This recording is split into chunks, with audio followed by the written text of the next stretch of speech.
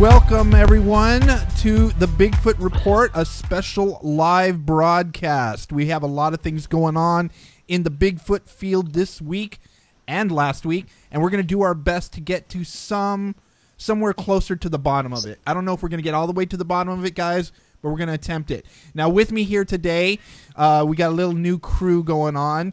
We have Guy Edwards from the Bigfoot Lunch Club, and we have our friend Mr. Shawn Evidence, as usual. I'm Ro from the Bigfoot Report. Our guest today is Mr. Tyler Huggins and Bart Cutino. Both gentlemen are from our little organization we like to call the Sierra's Evidence Initiative. You might have seen that logo pop up here and there. Gentlemen, welcome to the show. How is everyone today? Doing great. Hey, guys. We're good. Excellent. Okay, so who's got the first question for these young gentlemen here? We have a few questions that are lined up from people, mostly Ketchumites, but we'll get to those in a bit. Why don't we get to the beginning of this? Maybe we'll kick it off. We haven't heard a whole lot from Tyler as of yet. Tyler, we just posted your first article, not first article, but new article. You want to take us back a little bit to the beginning of this confusion? Can you rewind a little bit to like the very beginning, like how got to Justin? No, let's talk about the sample. Let's talk about I think the big issue this week is the Sierra sample. Did Justin turn in a bear sample, or did he turn in a Bigfoot sample? And did he turn in the same sample to the other DNA labs that he gave to Melba for Melba to test, which is a featured sample in this new controversial DNA study that she's released? Who'd like to take that? I mean, nobody's going to accept my word for it. If they're dead set against it, I mean, they're going to think I'm biased, which I guess is true. But if I am biased, it's because of having dealt with Justin for, 2 years plus. So, I've come to believe what he tells me, and we've got a fair bit of evidence to support him in polygraph. Whether polygraphs are infallible or not, it's all we've got. We've got everything he says stacks up. So I think that he submitted what he found, and I think what he found happens to have been bear. And I think that because of information provided to him by Melba, he came to believe it was Sasquatch. Interesting. Okay, so Bart, I think too. I wanted to add on that, Ro. I think one of the things making the distinction is, I think from an external point of view, we all see how these body shootings and body claims. We've seen how they've all turned out, and the expectation is, okay, so he makes the claim of the shootings, turns in a piece of what it turns out looks like from our labs is there with his contamination. What's the problem? Well, there's a 5-week difference in there is kind of the problem. The claim was 5 weeks before finding the tissue. Yeah. And I'd have more questions about the tissue, but we actually have evidence that he did go back the day he said he did on November 12th, and we've got pictures of the tissue later in the same day. It's not damning, but it's from a circumstantial standpoint, it does show they made the trip, and they would have that presence of mind to have to defrost whatever the tissue was prior to leaving, know they're not going to get anything, come back, and then have the presence of mind to take pictures of the defrosted tissue at that point. So we have a picture of the coordinates of them being on site at a certain time that day. Okay, well, you know what? I started with the sample, but maybe we should back up to last week and let's talk about the paper. Now, Melba Ketchum is a controversial figure in this whole Bigfoot world, and we're having this podcast to address a few issues that have come up in the last couple of weeks. Now, it took 2 years, which is, nobody seems to have a problem with the fact that, it took 2 years. Whether it took 5 years or 2 years for this paper to come out is neither here nor there, as Justin would say at this point. But the paper came out 2 weeks ago, and what are your first impressions? What are your first impressions now that this paper has finally come out? I'd like to ask Bart first, and then we'll get to you, Tyler. Sure. It's kind of about what I expected. I would have never predicted, that she would have actually gone and purchased the journal and, gone through all that. It's kind of this whole smoke and mirrors process where it's, she kind of makes all these claims. There's absolutely no third-party substantiation to back it up. Now we're in a situation where my contention is it should have been done prior to releasing the paper. You have 4 or 5 years. The scientific community, what's the expectation going to be? You got the most improbable species by perception with respect to viability without a physical specimen. If anything, the standard is going to be higher.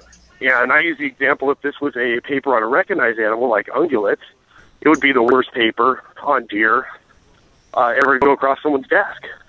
And so I would, contend the standard should be higher. Why should they lower it to meet her? I mean, this isn't even in the ballpark. I mean, look at the reception it's gotten. They claim, the science, but she essentially stuck it down a rat hole, so no one's even interested in looking at the science. And then you throw in, too, what the hypothesis is with hybrids.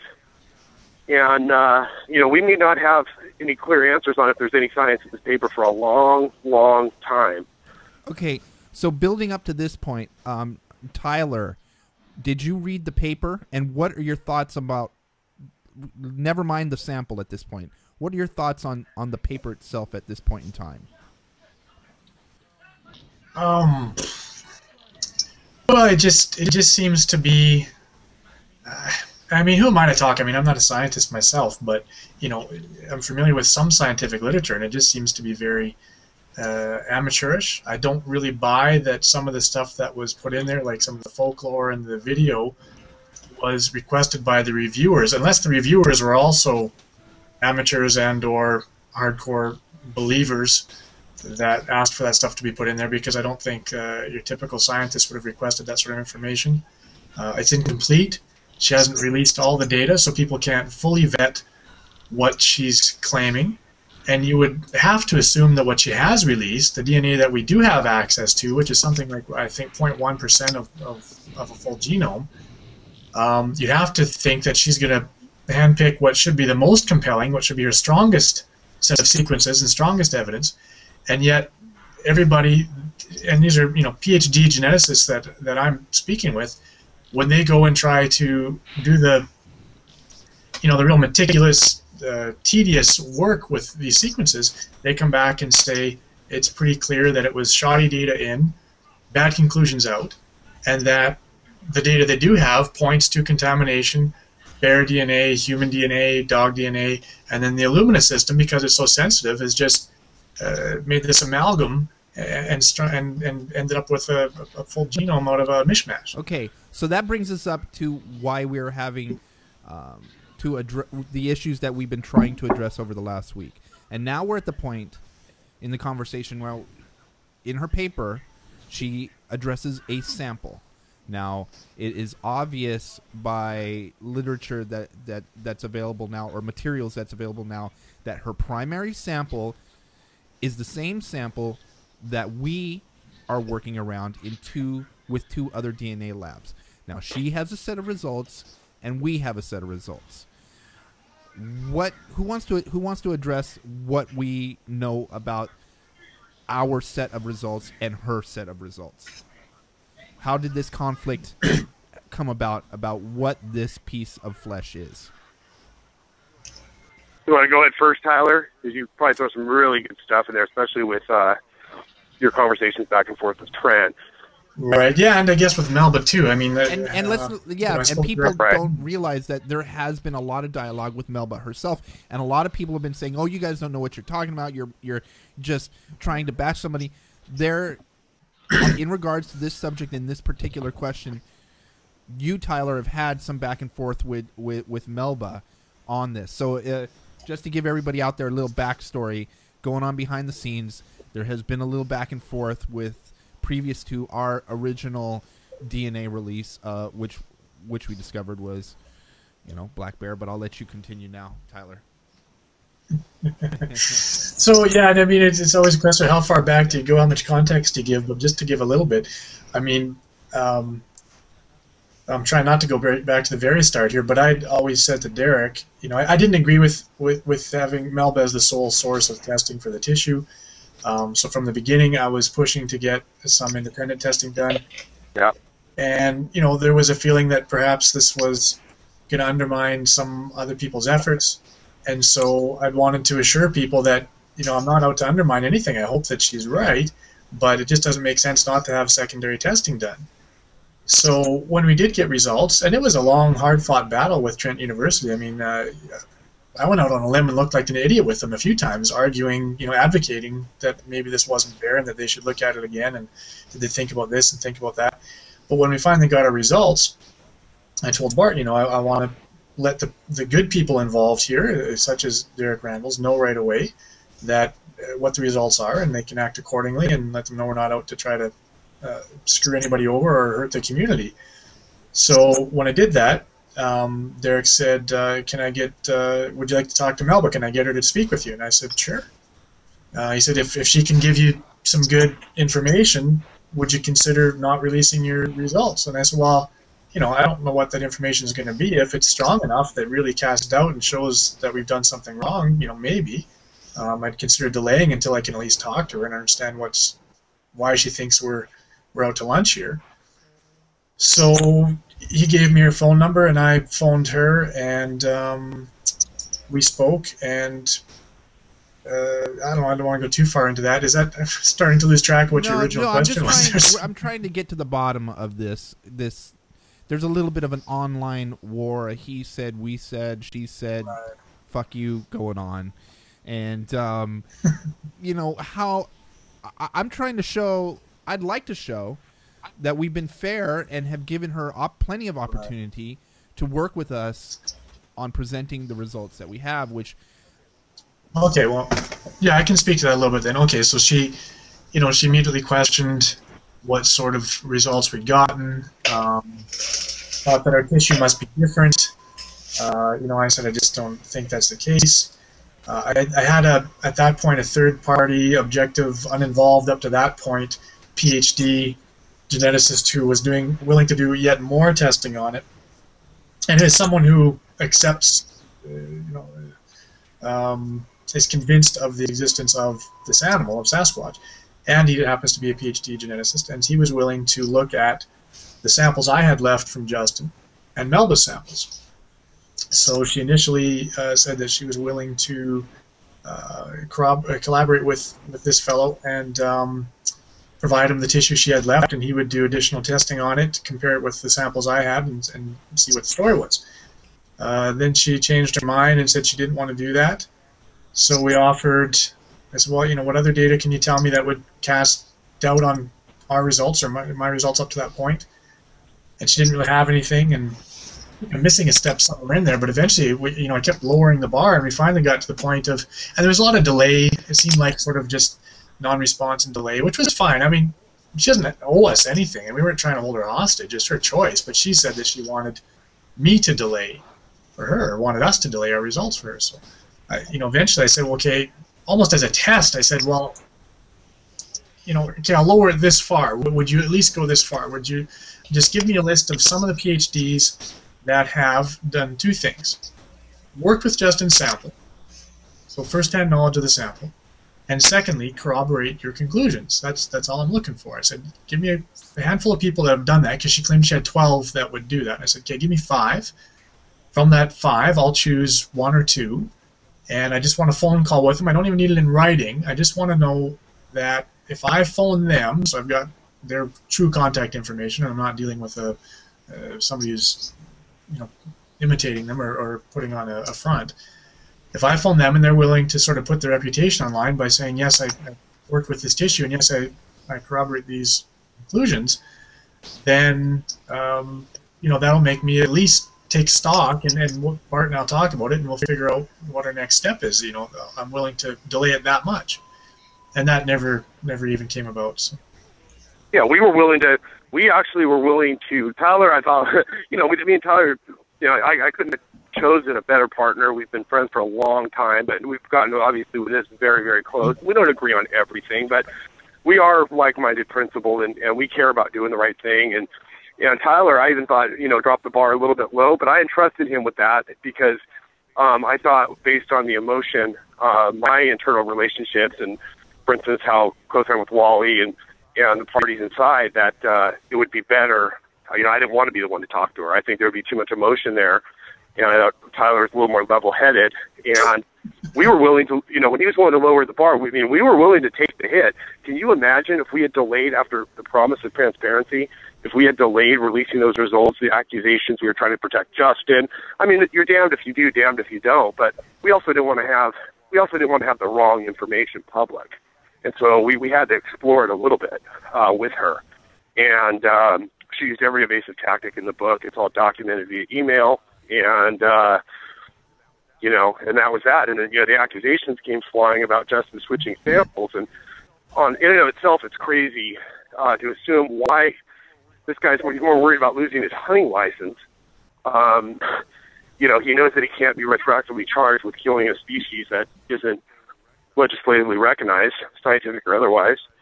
And, it's absolutely, like, for him to sabotage himself. If that was an objective because he's worried about prosecution, then why wouldn't you just, whether you shot it or not, why wouldn't you just lie and say you hoaxed the thing? That gets you right out of it. Instead, he became more involved with the Bigfoot community. He stood by his story from day one. There's also two people. There's also Jack.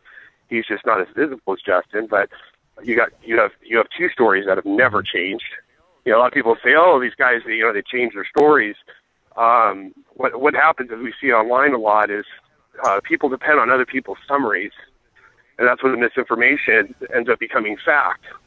And then people just know they read it somewhere. Oh, yeah, no, he said this or whatever. There's a long trail. People can go back into interviews and talk shows and whatnot and see that. But anyways, I did want to say that that's one of the ideas I came up with about 7 months ago with the Oklahoma lab. That was our secondary lab, was testing the salted tissue.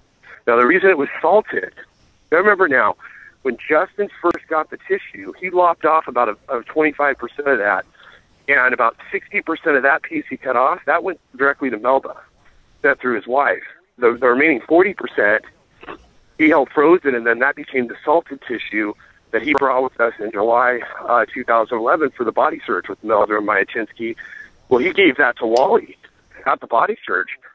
So I figured we might as well test that too, and thank God we did. Looking back in hindsight, I never knew how important it was going to be because that's where their accusations, they never considered that. That's been out of Justin's custody for 1.5 years. So how could he switch samples on something that, you know what I mean? And it coincides with, it all matches up. And so with Trent, with the that brings results. us to the current point of the conversation. Now, after we released the results of the Trent study, it was black bear. Very soon afterwards, David Paulides and now Melba on Coast to Coast, but first it was David Paulides, then said, well, it's very obvious why they got black bear.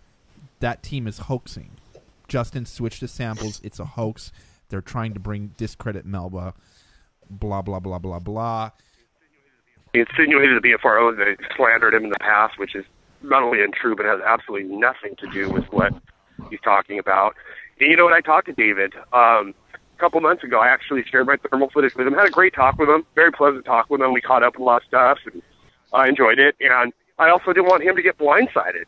And he ended up repaying me by accusing Justin publicly of switching samples. Yeah.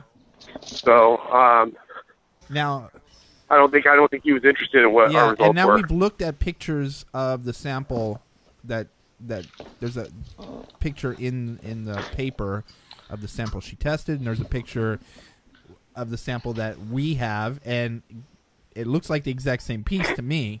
It's a pretty easy call. I mean, they're for us. I mean, we know where the sample came from. Justin didn't switch it on us. I can pretty much guarantee you that. And Justin promises that.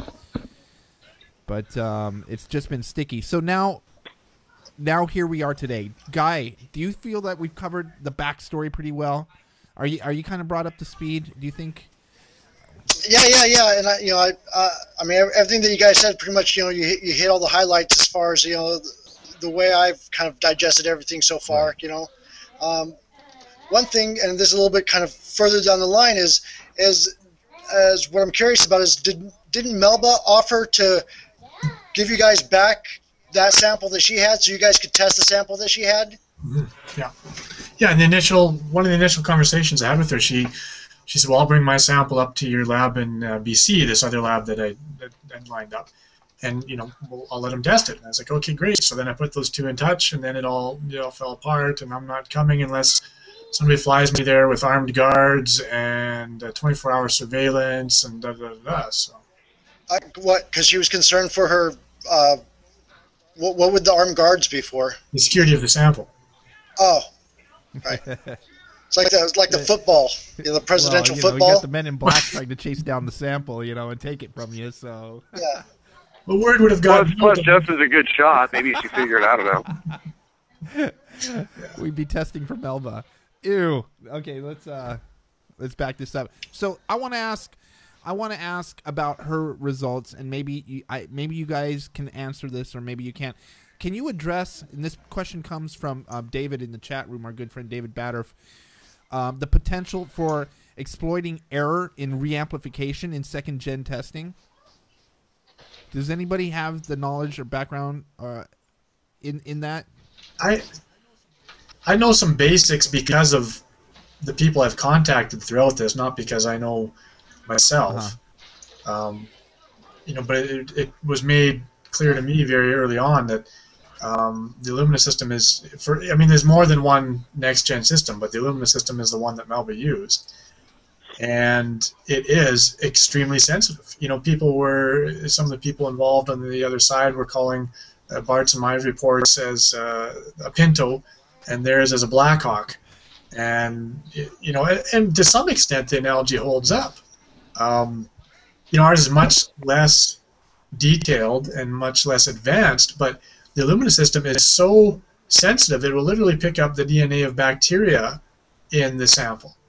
Yeah. So you still need a lot of really capable people, really highly credentialed people called bioinformaticists that go through a lot of schooling beyond just being a biologist or geneticist. It's a whole bunch of other extremely taxing schooling that it takes to become one of these people. And they have to then look at the data that Illumina spits out and do a really good job of delineating the differences and separating the good from the bad and seeing what the real picture is. And that seems to me to be probably the biggest piece that's missing from Melba's efforts. Yeah, well, they apparently, I've heard, that's what the delay was on her paper. Like the last year, she's waiting for the bioinformaticists, but and that's been, and we'd love to see that report. As a matter of fact, in the summary I just wrote, if her labs override ours, me and Tyler would be the first one to go throw a party. I mean, it'd be the greatest thing in the world. You think I don't have a vested interest? I mean, the guy's become a great friend of mine. I got thermal footage 250 yards away from where he shot him, as you guys know firsthand. I mean, it's, but the data hasn't been released. We don't have any of that stuff. Why weren't all those lab reports released? The appendices with her manuscript, and we need the raw sequence data. I mean, there could be rigorous scientific review. I think the problem is much deeper than that. When someone brings up the sample to Ketchum, and when she immediately goes into the defensive, that to me tells us that they're hiding something, dude. That's you don't. I mean, if I were her, I was let me see the sample. I'll send you our sample, the one you got, and you can send me the one that Justin sent to Trent University, and let's work together. But you're not seeing that at all. You're seeing evasive tactics. You're seeing accusations.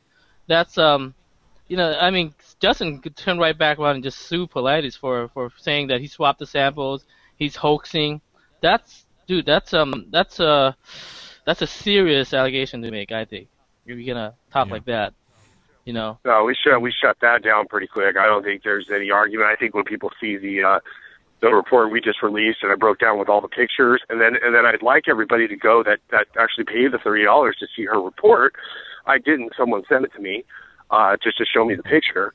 The picture she has a sample 26, which is the Sierra's tissue. You just match that up with what's in Justin's hand right before he packaged it and sent it out to her. It's the same thing. I mean, it's the same piece of tissue. Now, what happens is the piece that everybody looks at and thinks, that kind of doesn't look the same. The big piece, the piece that with the picture that Lindsay had released a long time ago, that just looked like a big piece of hide with stake attached, it's got all the hair. Well, you got to look at what the background of that is too. I mean, the hair it looks a little darker, but that piece right there, that's 75% of the total piece. He'd already cut off Melba's piece. You can actually see the cut marks. He cut off Melba's piece and the salted tissue. That's already off of there, but that's the big piece. And I think a lot of people, they just compare. There's so many pictures floating around, so it's kind of, you can't blame them. They're trying to compare, okay, which one's which, but that's the main piece, and that's what they look at. It actually looks darker than it really is. It really was a little bit lighter colored, like the piece that she got. Yeah. Now, that isn't. What's your first impression of that piece when you look at it? Does that look, as Meldrum would say, canine, or does it look black bearish to you? Are you talking about the picture of the big piece of hide? I mean, do the big piece does to me. Not right on the surface, but if you do a little research, it does look like a little bit like black bear hide to me. It does. I mean, I could show you pictures that very, very close.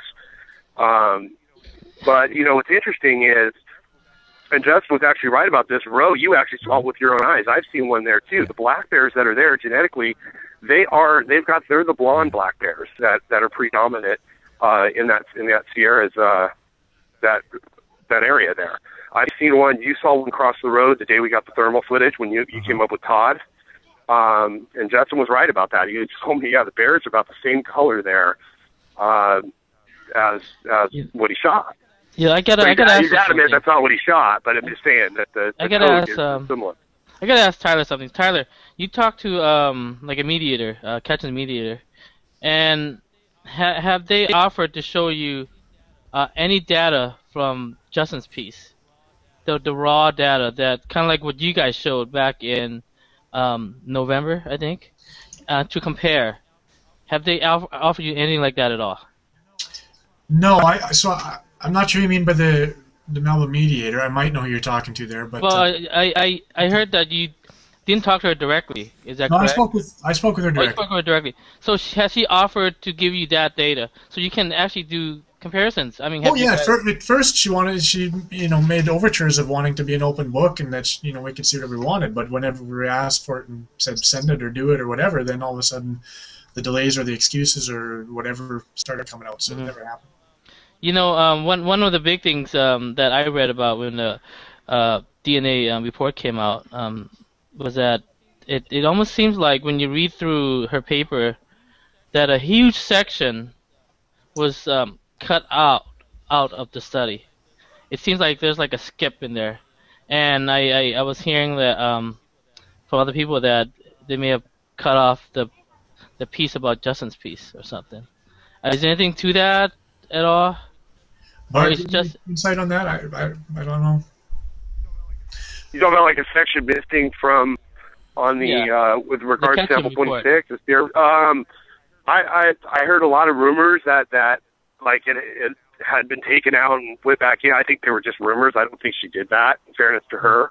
I did hear, and it's another rumor, but I thought it was very interesting that once Tyler and I released the Trent report, and it kind of created quite a stir, that actually went on one of her private Facebook groups, that she actually threw it out for discussion to take sample 26, Sierra's tissue, out of the study out of convenience. And of course, everyone thought that was a great idea with that little clique of people.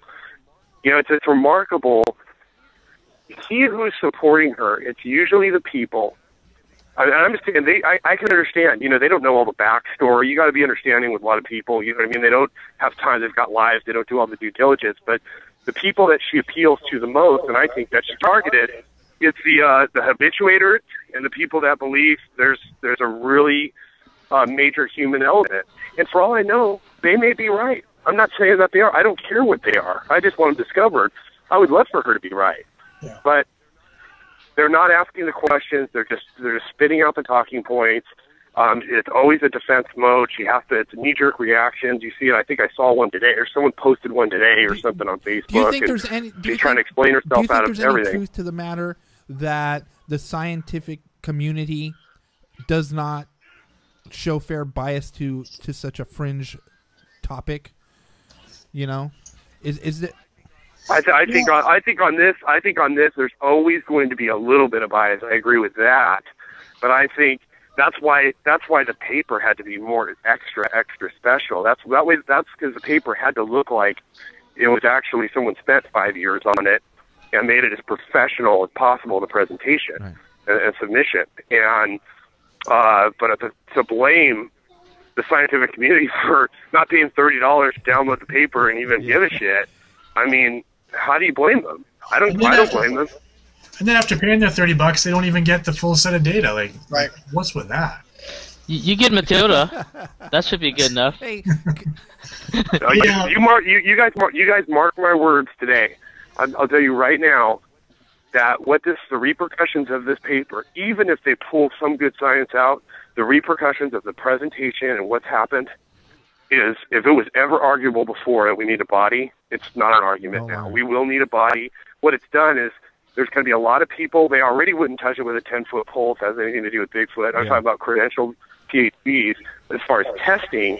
But now, why would you? I wouldn't even deal with it. I would be scared if I did find something. I wouldn't want to have the repercussions. The subject got poisoned even more if that was even possible. And so now, that's what it's going to take. What do you notice in you deal with a lot of pop culture in the Bigfoot field? Did you see a swing either way of like, fuck, everything in Bigfooting is obviously a hoax now, or these guys are all crazy? I mean, what was the swing on the pop culture end that you saw? Well, to be honest, even when she was getting a lot of press when she did that release because of the leak that came out, I don't think anybody really bought it in the first place as far as pop culture, so I don't think she, this is what I will say, is that if there's anybody that has done any damage to Melba Ketchum's reputation, it is her herself, No doubt. No doubt about it. And so, even when there were other people that were suspect that had nothing to do with the Bigfoot world, she was even fighting back against them, and the microbiologist that sent me a letter is like, why, if you have all this data, you would share it. You would share it right away. That's the thing that I don't understand, is why she's being the gatekeeper of this information. If she has this information, she would get all the credit in the world, especially at this point, since she's done all the research. But she's holding the data, and I don't know why. Because if it's about her owning it, it sounds like she wants to own this. She already does own this, but now, or a long time ago, she should have shared the information so people can confirm it. I mean, if she is so confident, then there's no reason why she wouldn't be able to confirm it. She's already entitled on the proprietary side, and I've heard internally that is one of the many people inside her camp that talk. I mean, it is from a proprietary standpoint, but she's entitled to it anyways. So it's almost like, what's left but something to hide. You really got to go back to when she told Justin, well over a year ago now, Justin, and this is according to him, you test your sample elsewhere, and there was barely any threat about testing anything, that she created the mistrust in that phone call. You test it anywhere else, she said exactly what we get. How fitting that's exactly what we got. Well, this was, wasn't even just that phone call. Like, this is a recurring theme of hers. When I first was getting in touch with Justin, and then Derek Randalls told me that they were using Melba, I started to try to find out a little bit about her, and I knew she was working with Adrian, and Adrian's another Canadian here, so I contacted Adrian Erickson and asked him what he thought about Melba. And he didn't want to say too much on what he thought about her, but he said right then, we've got to use Melba because she's the only one that knows how to test this stuff, and every other lab is just going to get a common mammal or human. You know what? I got something to say about that. there's all these people that's in contact with her, that she keeps in touch with. I can name like Derek Randalls, Alex Hearn, all these people who sent her samples, and they trust her, and so she's over there feeding them all like whatever, whatever that they can't share. Or they still can't share some of the stuff that she's been telling them. And I guess in a way they kind of feel like I don't know, like they don't want to backstab a friend, basically. They don't want to come There's some out. of that, but I think the other thing there, Shawn, too, is that as researchers, we're all amateurs. I mean, all of us here. I mean, not everybody involved with it is, but and you get someone that's got some medical background, some biological background, as Melba does, and she starts spouting off words and terms and theories about how genetics work. Exactly. And most of us are just going to swallow it and say, "Oh, well, she knows what she's talking about." I mean, Adrian wouldn't know better. I wouldn't have maybe known better. Eric wouldn't know better. And so you gotta sound sciencey. Yeah. I gotta admit, I did buy into all that. I really did. Guess what? She can turn lead into gold and water into gasoline too. Like, like Jesus. And she was wearing a white lab. One thing I want.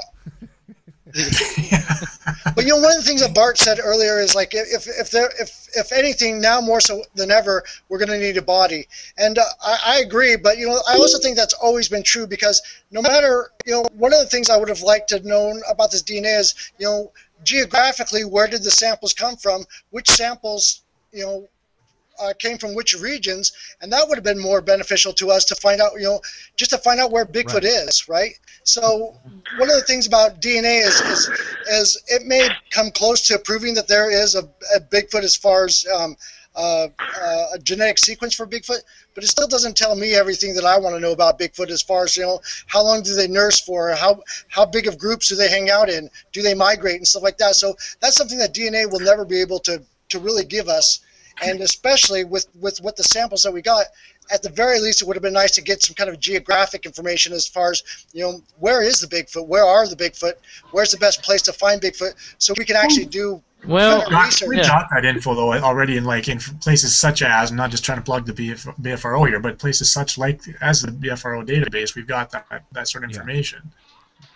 Yeah. Whatever happened to these videos that she talked about a couple of months ago? She seemed to have videos and all this evidence that's supposed to come out. Remember the family of 5 Bigfoots that she was in contact with? She used to call them up regularly. Yeah, but I don't think she got footage of those.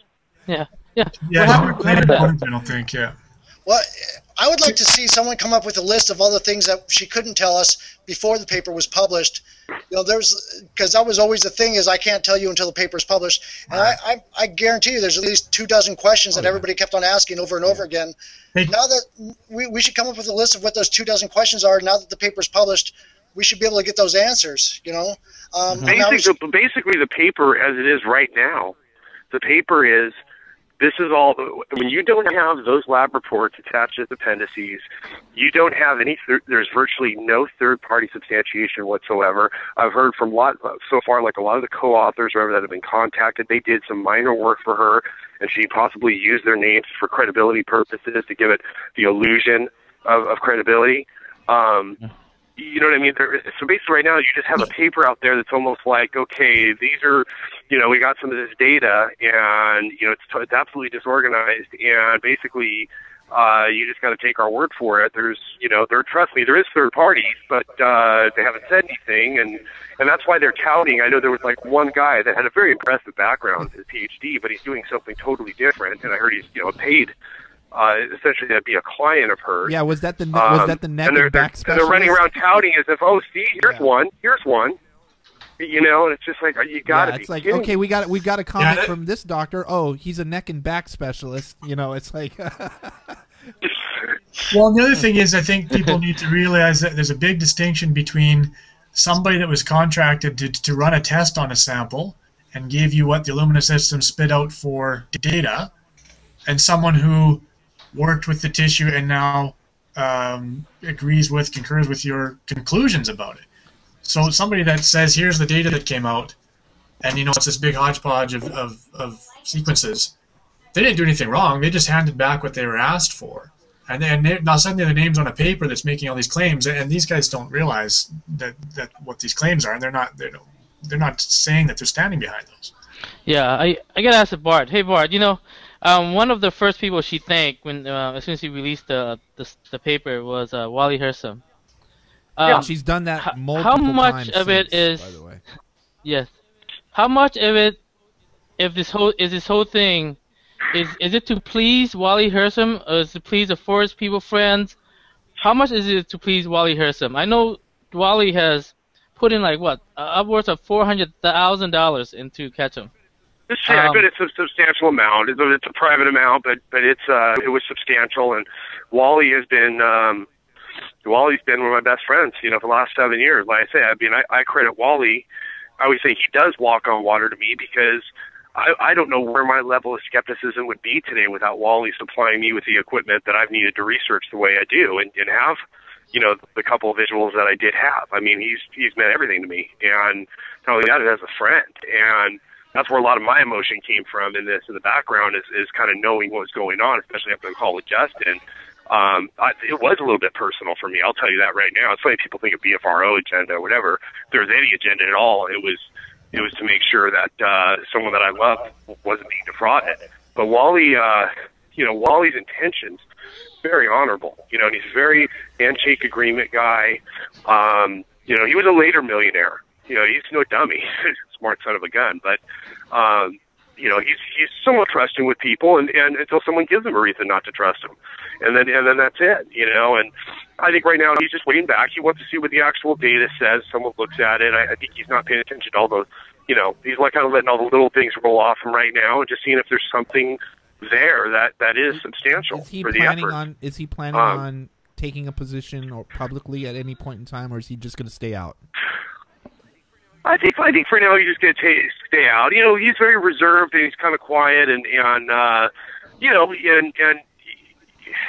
think he's just kind of sitting back, waiting, watching, and just kind of seeing how things play out. And he may take one down the road, and you know what, he may not. He may just move on from it, and I know he's going to probably keep supporting research to some extent, and he knows these things are real, and you just keep plugging away. He's not going to throw in the towel, but it would be discouraging if the worst case scenario, which I believe is possible from everything I've seen from my position, and I think Tyler as well. Have either you or Tyler shared Melba's paper with any of the labs, Trent or Oklahoma?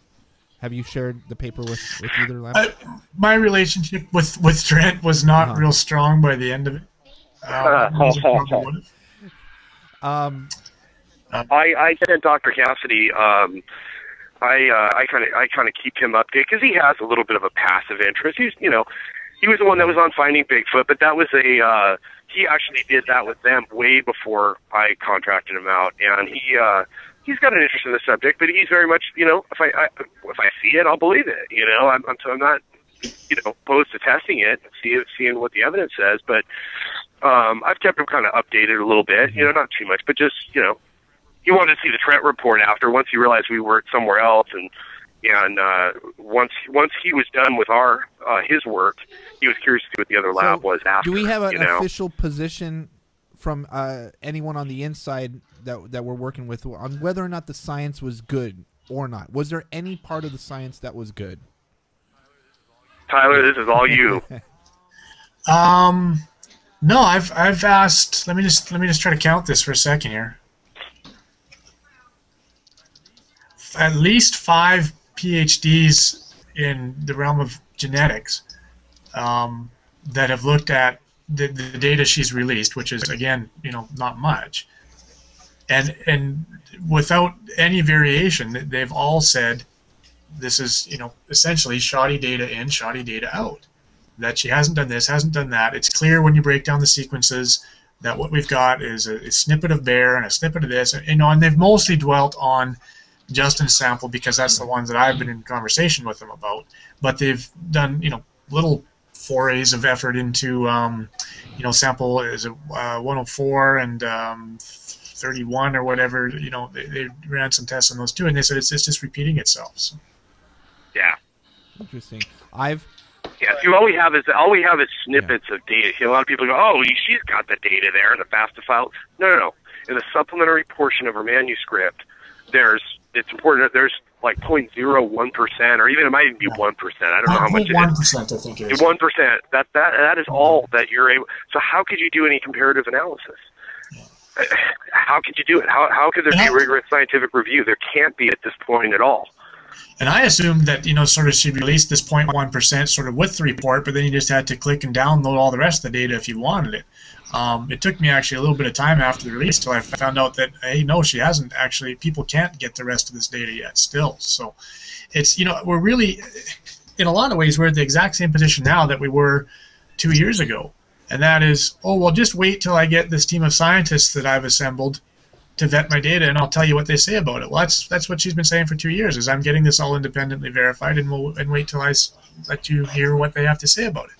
It's still withholding information and saying to trust me and wait. And, I'd actually like to go back a little bit to your question, Ro, about the damage to the community. You know how when there's like a jet plane crash and like there's 300 people on board and 100 people die, and then they say, it could have been much worse. And, it's awful as it is, but I guess it could have been much worse. I'd said to Bart a while back, my worst fear for damage to the community was that she's found a way to really cleverly manipulate the data that may end up being released in such a way that it'll take months and months for the scientific community to really figure out what's happened to manipulate this data. And so I thought that this would be released. There'd be a lot of acceptance because it was going to be a really professionally presented paper, and that it would take months before it was sort of uncovered, and then all people's faith levels had gone up and then been torn down, and I thought that would really demolish people's hope and expectations of ever having proof other than a body for sure. And fortunately, the paper came out and it was poor enough right out of the gates that people's hopes didn't really get up, and so it hasn't perhaps damaged us as much as it possibly could have, but I mean, it's darn close. Yeah. There was nothing to lose. I get a kick out of when people say, "Oh, she went all in," and right. She threw it all on the line. No, and I don't like to get into people's personal situations, even if they make themselves public. But if you do get the due diligence and you go do the research and see where she is in the her corporations and stuff are standing in Texas. She really has nothing to lose. Yeah. I mean, that the options are, and I'm not saying that's what she did. I'm just saying that the motive presents itself there, that it's either sink into, nothing, or, at least you got a chance to make some money, create a foundation, make some more money, and you're going to be seen, your name might be ruined from a scientific standpoint, a professional standpoint, but you'll be a martyr to many, because they'll never believe differently. I saw a post today where someone said, look at Sykes is even intimidated about, having anything to do with this data. And so, how brave of it was Melba to touch this. And I said, yeah, well, Sykes is afraid because he's got a lifelong reputation to actually lose out of this. And nothing, really needs to be proven for his reputation to gain. Whereas Melba, what's before? Oxford's rating in the Better Business Bureau? Is it higher than an F? You know what, though? I want to tell you guys something, though. This blew me away. I just read this the other day. I think it might have been Shawn that pointed it out to me. I can't remember who did, but Scott Carpenter, who I've never met. I heard, he's a pretty good researcher, but under Paulides or whatever. But he actually tried to justify what she said to Justin about destroying samples from a competitive point of view. Now, let's just say, let's give her the benefit of the doubt and say, okay, she's very competitive and she did that.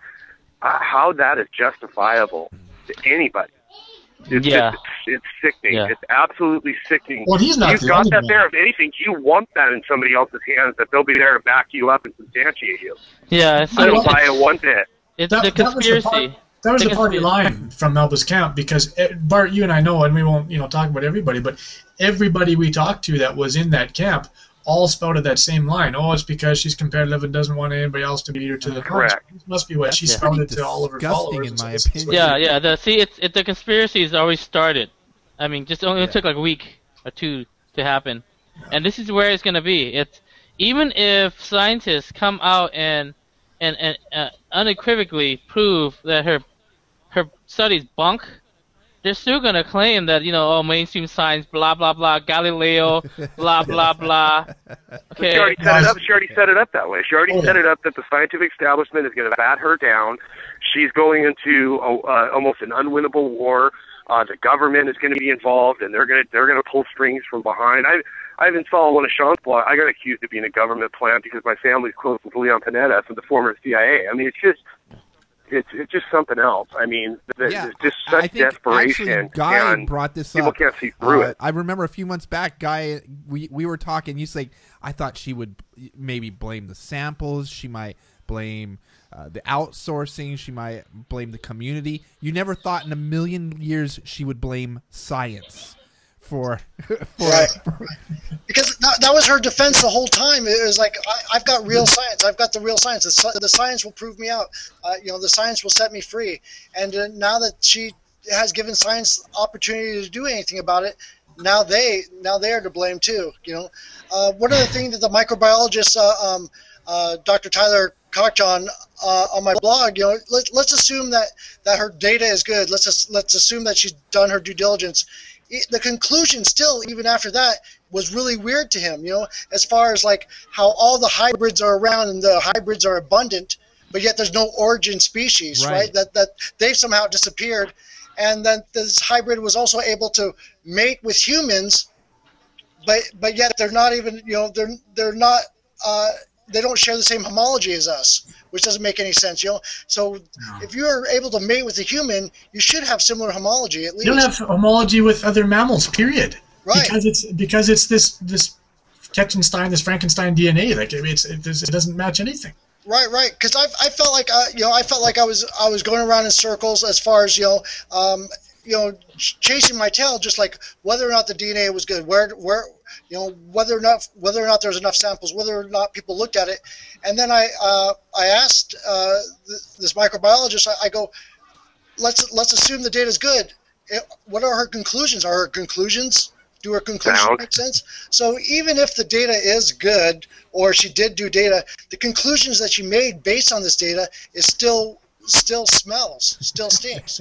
Hey, Ro, let me read you all here something here, and this is, we're probably all familiar with it because it was posted on our Facebook page and then got posted around the rest of the interweb today. There's so many armchair scientists out there criticizing everything. I thought I would address one of the more serious accusations, that of other species contaminating our samples. With a novel species, random sequences will sometimes be obtained with primers meant to amplify a certain locus in a known species. And since that locus may not have the same flanking sequences in the novel species, this can either yield junk DNA or coding sequence elsewhere in the unknown species genome. When you then blast, blah, blah, blah, etc., etc. Anyway, so this was her reason why she's getting what she's getting. So I ran this by one of my more reliable and consistently supported, it's been a good source for us here. I said, does this hold any water? So here's his answer. No, she's employing a form of doublespeak, whereby she's shuffling concepts without any real logic flow and without any factual examples in mind. In a sense, she's actually indicting her own samples. If she's acknowledging junk sequences in her data, then she has no business attempting to interpret said data as broadly as she has without removing the junk data first. She's unwittingly acknowledging the flaws that would actually prohibit any sound interpretation.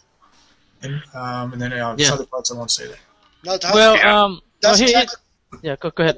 Well, that's exactly what because I got that message and I sent it to that microbiologist and it says, is it just me or does it seem like she's basically acknowledging that her process is unreliable, her own process is unreliable, and I asked him if it made any sense, and about an hour before or a half hour before we came on here, I just flat asked him, does it make sense? And he flat out said no.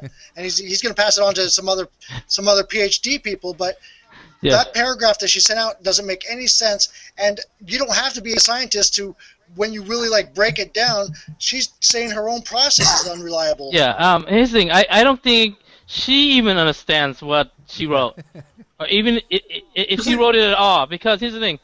I remember the first time they did the press release about releasing this publication back in November. She was going to all these different news stations, CNBC, and just all these in the media. But Now when the paper comes out, she's silent. And when she does speak up, what she does, she posts other people's talk on her study. I mean, one I'm gonna go back to Scott Carpenter. Scott talk about this this testing. What is it called? It's called a Q. Next generation sequencing, or Yeah, I don't know. It's like maybe Oh, Q30 scores? Yeah, Q score. I'm like, what the fuck is that? I don't even care about that. Okay, shut up about your Q scores. Okay, like and his thing is that Scott Carpenter talked about this in his blog, and now everyone's like grabbing it and running with it. Q score, see, it's not contaminated. Yeah. Q score, what the fuck? You don't even know what Q is. Yeah, I had so from Melba's camp. First of all, someone put me in touch with Melba. Then someone came and said, "Hey, I've got this other." I don't want to get into too much hyperbole here, but basically they said this person that's at the top of their game in genetics, and so they put me in touch with this person, and he said the same thing. Oh, these Q30 scores are 80 something, and that's unheard of. And it specifically shows that there's no degradation, that there's no contamination. Da da da da. And I gotta admit, I kind of ate it up. I didn't bother going out and checking them on it. And it's only been recently that people were posting on the BFF. They were saying, here's what a Q30 score actually means, and it only has to do with the output after the sample's been tested. It doesn't have to do with the sample itself, the integrity of the sample. So it's just got nothing. like that was the key. He's trying to overwhelm you with scientific jargon. Yeah. Oh yeah, it was. Where you just don't even get. But I think what's the craziest thing here, and she actually lied about it. Me and Tyler know firsthand. I mean, Tyler talked to her, but to not get Justin's DNA. I mean, think about what her hypothesis is with the hybrids, and what's the first thing they're going to come at you for? It's contamination. Right. So how do you not get the sample? Bart and I've said for at least it's got to be 6 months now, Bart, where we said this is either gross incompetence or fraud, and I still don't know if I have the answer to which one it is. Well, I'll tell you right now. An assumption. I'll tell you right now. Yeah, I'm not. They're mutually exclusive. I think they can both be true. All right. Yeah. Well, someone can handle being called grossly incompetent before they can be handled being called a fraud. So they'll try every which way to make it look that way. And I don't know which one it is. I don't. You know what I mean? I really don't know which one it is. I know which one I suspect, but I mean, from what this has been. It was a long year behind the scenes. Like, once that call happened with Justin, and I knew, I know Justin like back of my hand, but I knew he was telling me the truth, because if you heard him on that call when he called me, he was rattled. I mean, he really was. You talk about being totally deflated, and it was like his world came crashing down. He was sitting there, getting frustrated because he'd been waiting for the paper. It's going to be out any day. Blah blah blah, and that he really thought, like, when he saw her calling, that's why thankfully he had it on speakerphone so his wife Jack and Samantha, Jack's wife, can hear it. And when I talked to him, he was just, it was devastating to him. It was just like she's a fraud. He was convinced, no doubt about it, right there. I mean, that's it for sure. She's a fraud, and he actually pushed to go get. I give him credit. Whether you believe him or not makes no difference. He could have sat back and just stayed shield. She's saying it's a Bigfoot, so just shut your mouth and ride her wave. And he did it. Me and Tyler know firsthand. He pushed to have independent testing. More than anything else, he wants to be able to tell the people that are laughing at him for his story, hey, it's real. And Melba was giving him that, and he still went and got myself and Bart to test that sample. And Bart, you've obviously been around Justin way more than I have, but I've had a fair bit of interaction from him. I can't think of ever seen him actually angry before, and that's the only time in my dealings with him where I've seen him get like emotional and angry about that phone call. Yeah. Oh yeah, no, it was it was unbelievable. I mean, we were just stewing from behind the scenes, but I knew, that the reason why I didn't run out and go shout it out, to be honest with you, is because it was still hearsay. Even though there was multiple witnesses, that it wasn't taped. It was still hearsay. So that's part of doing the testing. That was the impetus, the catalyst. Like, now we've got to go check this sample and see what it's all about. And I can't tell you how many times Justin told me, Bart, he said, if it's not what I think it is, I want people to know about it now, so we can just stop that, just go move right onto the booth, which we are doing now. And I'm really glad that we sat on the sidelines with the booth, because I wanted to kind of just wait and see, wait for the dust to settle. and kind of see what, me and Tyler now, being amateurs and laymen, now we have experience dealing with labs, so there's expectations there, communication and what needs to be done and that type of thing. So we're in a better position, and it's not transient evidence, meaning that the boots, there's not going to be further degradation. Since they've been in my custody, they're appropriately stored. But I really only think we have a 10% getting it out if it's in there, because you got to remember, he wore those boots hunting and dressing animals in the field before and after.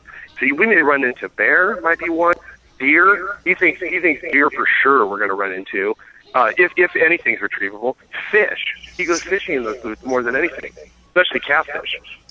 So there could be, and he swam in them in San Pablo Bay when he was sturgeon fishing, and I heard that's a bad. Their boat broke down, and this was after the shootings, the purported shootings, and there was a high level of saltinity in the bay at that time. And now I've learned that might be the biggest thing that knocks us out with the boots, is that incident. We might have been okay before that. So, but we're going to give it the best shot. Tyler and I have lined up some really good things. I mean, put it this way, if it's in there and it's retrievable, we're going to get it. Go ahead, Guy. So Bart and Tyler, have you guys created like protocols for like when the rest of us are in the same situation as you? Tyler did an outstanding job. He sure did. Yeah, I mean, based on our trials and errors. Absolutely. I mean, I think that that's a huge contribution that you guys have done, especially you, Tyler, for so we're not relying on somebody telling us that this information is not available to us, or this research is not available to us. Yeah, and I keep hearing that spelled out, and I really appreciate that compliment. I liked to have wanted to have something to contribute for everybody else, and it was a learning process for us. I think both sides, researchers on both sides, we all made mistakes, and you wanted to learn from both of them. And I don't think it's an exhaustive list, and it's not going to cover everybody's situation, but it's just everybody's got this feeling out there, like when you read posts from people, no one else was going to be willing to test the samples, and that's why I had to sign it over, and that's why I had to allow her to have this NDA that said that I had no rights to anything, and that's just not the case. Yeah. Make a few phone calls and you'll get past it. You call me if you want, and email me and we'll get through it. But yeah, that's amazing. I can't personally thank you enough for actually making that contribution to the community, because that stuff was so elusive to us for a long time. When DNA has been something exciting to the Bigfoot community for over a decade, but it seemed something that was outside of our grasp to do anything about it ourselves. Well, we can all buy 3D printers now and create stuff in our house. So I think it's not going to be too long before we can do some of this DNA testing. We can just print Bigfoot at home now with a 3D printer. So. That's right. Just like sea monkeys, just add water. Well, I really think though, and I think with the five of us, really, because it all, the Sierra's Evidence Initiative came together pretty quickly. I mean, I consider a lot of these guys.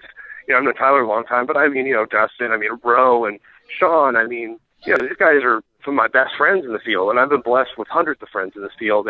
But we're all like-minded in the sense that there's no bullshit. We all want to have transparency, up the standard, set a standard, because I think it's pretty low right now in the field. And then also all the events that have happened unexpectedly at the Sierra site location. And I think that's a good segue, bro. Yeah. Oh, for sure. And you know what? Before we wrapped up, because believe it or not, guys, we've been going at this over an hour. What's next for Justin in all of this? I mean, there's a part of Justin that feels like maybe that sample is a Bigfoot. He's not 100% because of the things that happened over at Trent. What people and you can read about it. We have full transparency. I don't know if we've released the emails yet or the back and forth, but at first it was unsure what that sample was before it came back as bear. And yeah, maybe, why don't I give it a real quick breakdown just on that, because my statement didn't cover it, the report doesn't cover it, and I think the first rule of Fight Club is there is no Fight Club. Well, the first rule of Sierra Evidence Initiative is truth and transparency. So yeah, absolutely. So and that's what I've loved about Justin. People say, doesn't he care about his reputation? Well, he doesn't care about it so much that he tried to hide facts. He's trying to be transparent. And same for us. We're more concerned about the truth and the way things, making things look a certain way. So Trent University got into that sample, they told me they were going to have me my results in 3 weeks because I paid for a rush order. And at the end of 2 weeks, they still couldn't get any DNA out of it. And they started questioning, the technician that was working on it. She's like, well, I can get DNA out of anything on the planet, bacteria to ostriches, so why can't I get it out of this? And now she was only, more technician. She had her master's. She wasn't a PhD.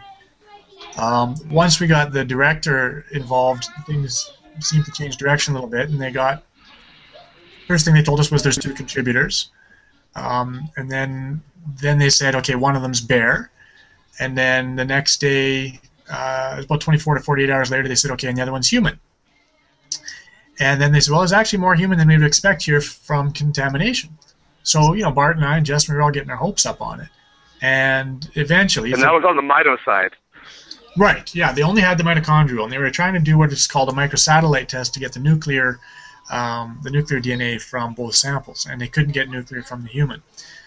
So after a lot of parsing of the results they're getting, they finally came to the conclusion that there just seemed to be the initial assessment of how much human there was there seemed to be wrong. Yes, there was a lot of mitochondrial, but when you compared it with the fact that there was no nuclear, and they got the bare nuclear. Yeah, and then they got the bare nuclear and everything. It sort of became clear that it had to be contamination. Interesting. And that's where I got into more of the more forceful sort of debating and arguing and advocating with them, to the point that I'm sure they thought I was, hardcore believer that wouldn't accept the facts. And but I mean, I had to do that. I had to go that nutty Bigfooter who keeps calling us.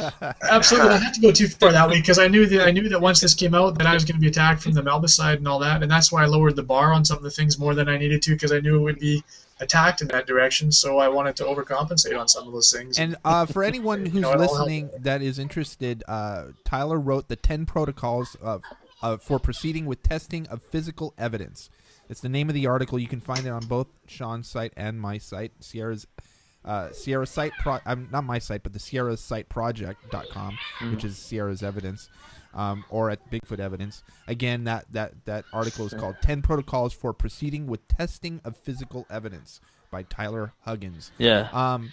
It's a very good job. It is an excellent job. And yes, Bart, did you want to say something on about Justin? Like, what all this madness. We've been going up to the site. We got the thermal footage. You want to, before we get out of here, just give us an update on what's going on with the thermal footage and what is going on with Justin here in the months to come. I think from this point on, I mean, he's very excited to go get the boots tested. As a matter of fact, with what we have lined up, he's like ready to go. He said, I'll, leave my work that day, whatever, just let me know the day I want to drive. He wants to be there in person to point out the saturation points, because from his memory, the blood is predominantly on one boot as opposed to the other. He's pretty much committed to research, and he's going to research the shit out of that site with me, especially coming up this summer. I mean, we're counting the days. It is a seasonal area. It's 7,100 feet. Me and Shawn's wife argue all the time if it's upper or lower montane, but it's a little bit of both, to be honest with you. Oh, it's both. Medium tree density, and it's a great. It's just a great viable habitat, and it's essentially just a huge meadow. And he actually purportedly shot him on the back end of that meadow, and then we got the footage on the front end, on the eastern side. And it's interesting having with you on the phone too, Ro, and you, Shawn, because you guys were there with me when it all went down. And I mean, to say that we were all, to say it was unexpected, I mean, it was just mind blowing, absolutely mind blowing that there was nothing we heard to go investigate. If I looked at Shawn, it was like, 1:30 in the morning, and or about 1:20, and I just go, Shawn, I go, all right, let's go. We're gonna go break your. Because Shawn just getting kind of broken in the field. I said, we're gonna break your fear of the dark. Let's go for a long walk. And Shawn got comfortable pretty quick. I mean, for being out 3 nights, I wasn't comfortable the first time. It took me a couple nights in the field to really be able to navigate the dark. But he was holding your hand. And he did. Wasn't actually, he held my waist for a little bit while we were filming them. But it was just what's going to be great about the footage. And I apologize to everybody why it's taken so long. I am a perfectionist, as you guys know. It drives you guys nuts sometimes, but it's going to be. It's like me and Ro were talking the other day. It's C- footage. It's not. It's 105 yards thermal. I nailed them in one gap. We got them on the vantage point over the vantage point of camp. They were 36 yards from the tree line, and there's 3 to 4 of them. One stationary, and one of them's back and forth in the gap most of the time. Basically, it's about 25 minutes of footage. There's 3 big segments of footage. But what's going to be unique about it is I was running the audio on my head, so you're going to be able to take the ride with me and Shawn from the minute that I start filming them all the way till we get back at camp to get that last round of batteries. We blew through like 2 sets of batteries. I just use lithiums now in that 8 series. I'm not going to fool around with regular ones anymore after that. But to hear the whole conversation back at camp, when we come up and Ro and Todd, the realization that what the dark silhouettes they've been watching through the tree gaps just above them on the vantage point with the ambient light in the background, it's exactly where I was filming them. They had no idea I was filming them the whole time. So it's a pretty emotional conversation for about 15 minutes. So now all that audio is going to be released. And, so I told Ro, I go, it's not the greatest footage in the world, but like the Patterson film and all these other films, we don't know 110% that those are real footages. But me and Ro will always look at each other and we know what's in that footage. It was a pretty incredible night and a cool thing to be a part of. And I'm excited. People will be pleasantly surprised, I think, with that's coming up, and hopefully soon. That's not completely true, Ro. I think what people are going to be is pissed off that how did you get to be out for something like that so new in this man. If I can, yeah, we talked about that, right, Ro? Only tell you, I told Shawn.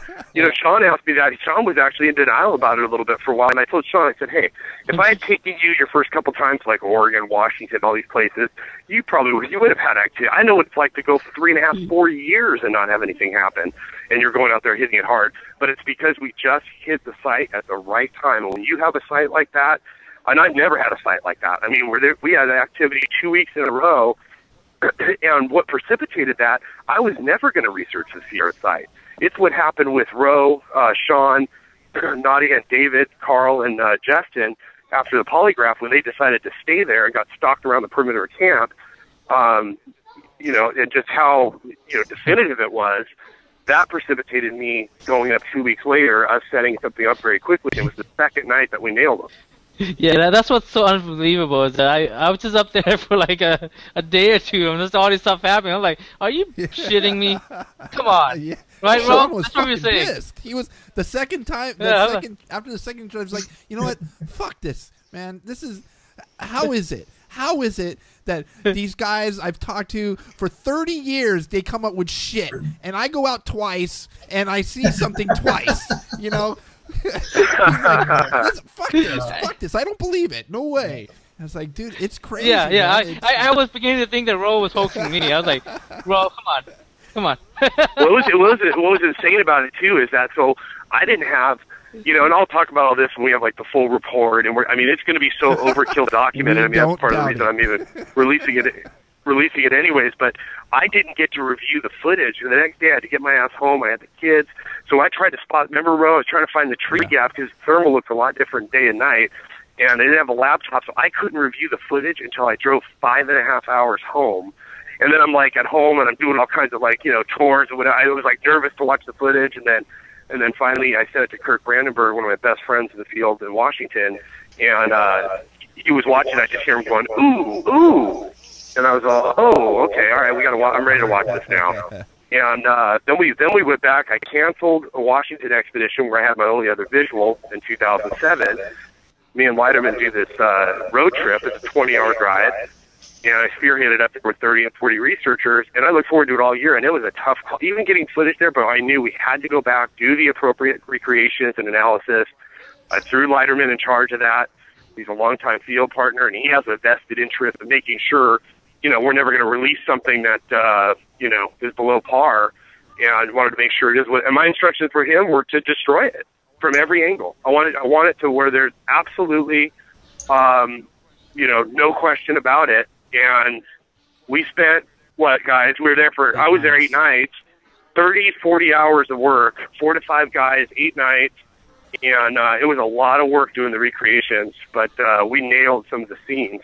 And it came out pretty impressive. And then getting Phil Poling to do the footage breakdowns is like one of the best things ever do, because the guy's just unbelievable work.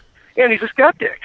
Well, you guys doing better. You guys doing better than me, but a great guy. But he's no, I really had to make the case. No.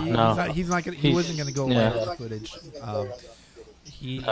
He took it apart. No, I was getting annoyed. I was like, what are you doing, dude? I thought you were on our side. What's up? Stop asking me these questions where I was. I know where I was. Stop asking me where the fireplace was, okay? But you know what's funny though is I was never, and you guys remember this too, like how stressed I was the 2 weeks before, the weeks before that. Now we're going back to do all the recreations. I canceled the Washington expedition, but it's like having a person that's like an obsessive like me, now you got footage. And, it's not the greatest, but I'm dying to see, how big these things were, where they were positioned. And I almost felt like a housewife that had to, have dirty dishes sitting in the sink for 2 weeks. It was just an unbelievable feeling. And then going back and getting all that done. And, at the end of the day, though, I think we really wanted to set an example of how to visually document something and cover every angle. And then I want people to mimic the strategy. Of allowing the window for them to come in, not flashing lights around, drawing them into camp with provoking techniques. There's still the right time, right place, but then at the end of the day, hitting the vantage point, being an unassociated party, and paying attention. You don't wait for something to happen.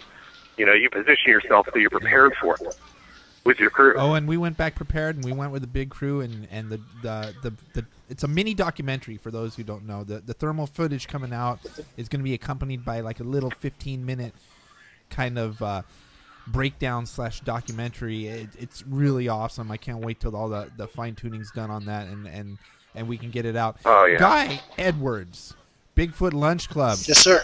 Are you a little bit more on top of what's going on now? I think I feel like I've kind of caught up during the course of this last. Yeah, that's great. That all makes sense. I think one thing is I think there's at least 2 mainstream scientists that could corroborate Melba Ketchum's stuff that would be definitely interested in in helping her out. And the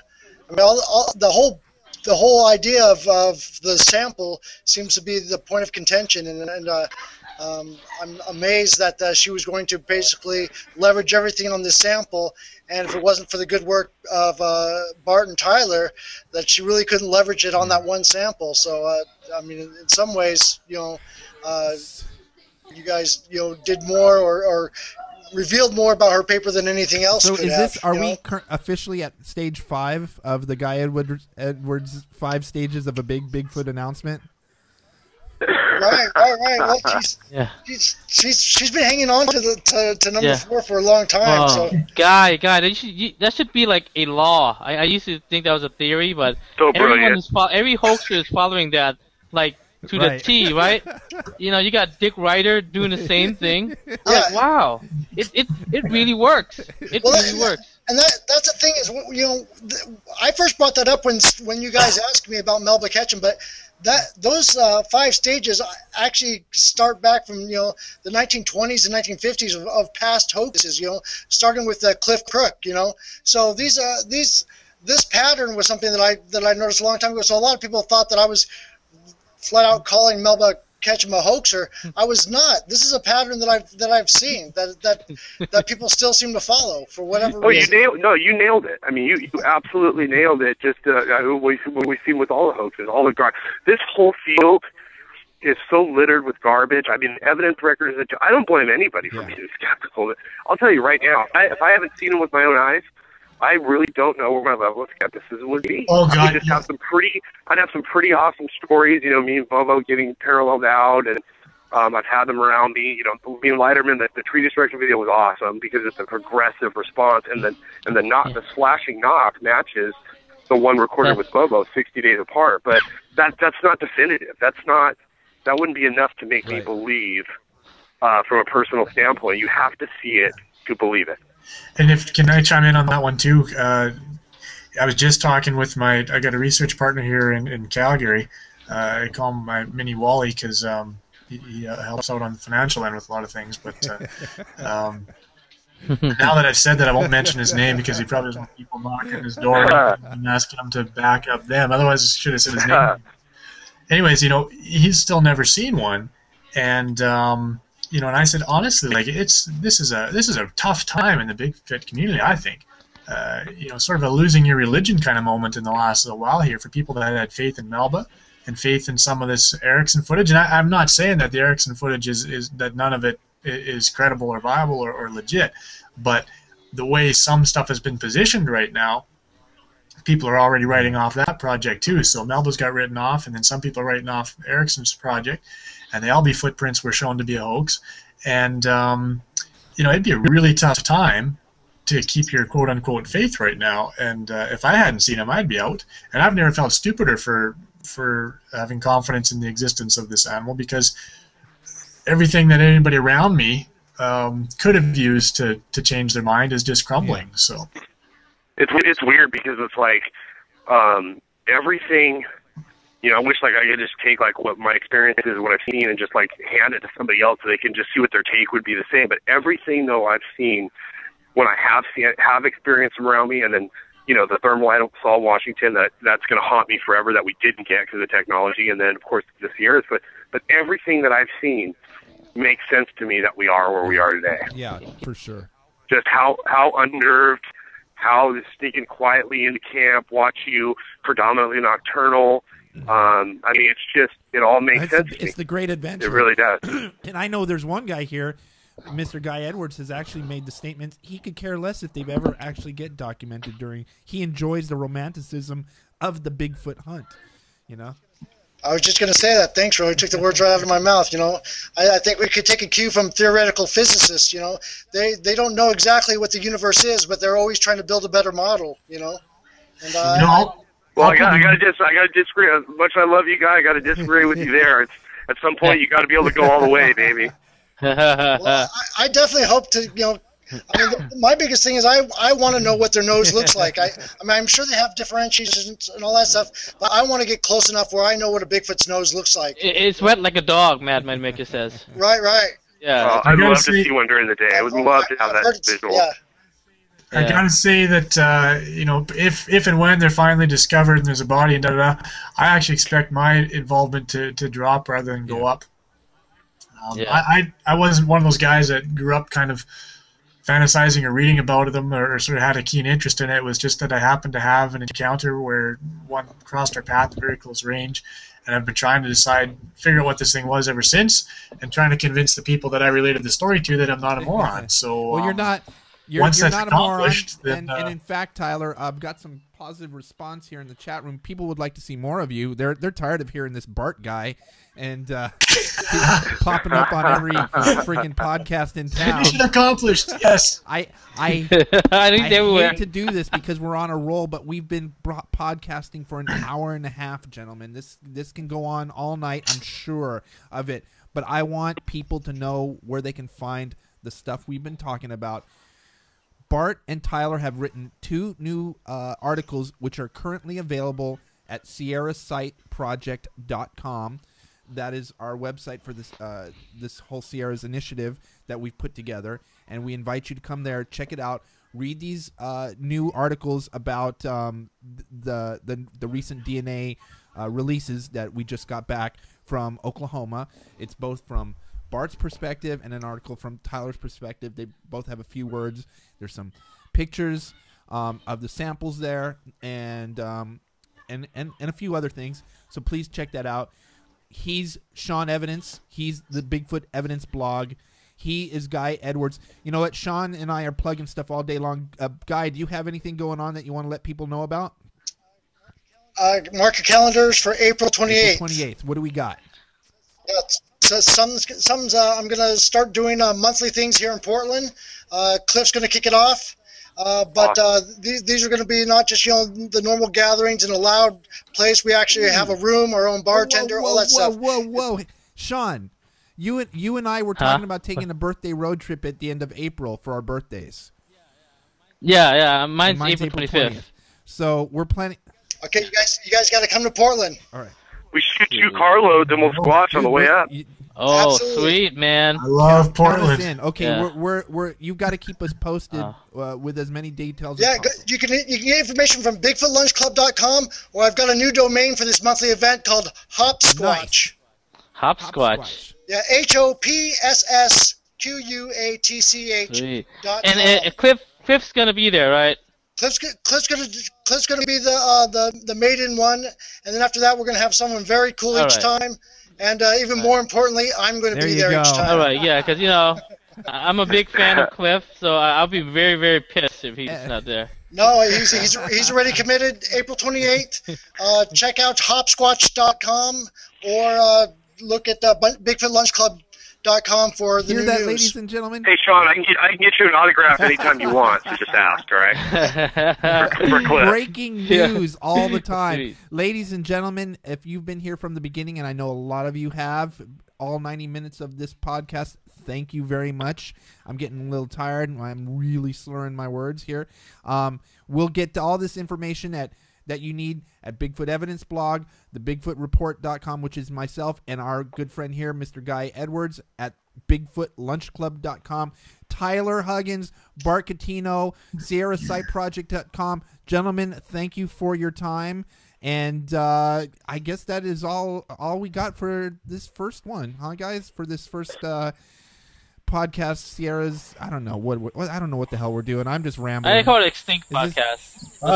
My first podcast, We're period. gonna change that. We're gonna. What are you doing Sunday? I have your schedule. I'll call you with it. So, ladies and gentlemen, thank you for tuning in. We'll see everyone very soon. Thanks, guys. All right, guys. Thanks, everybody.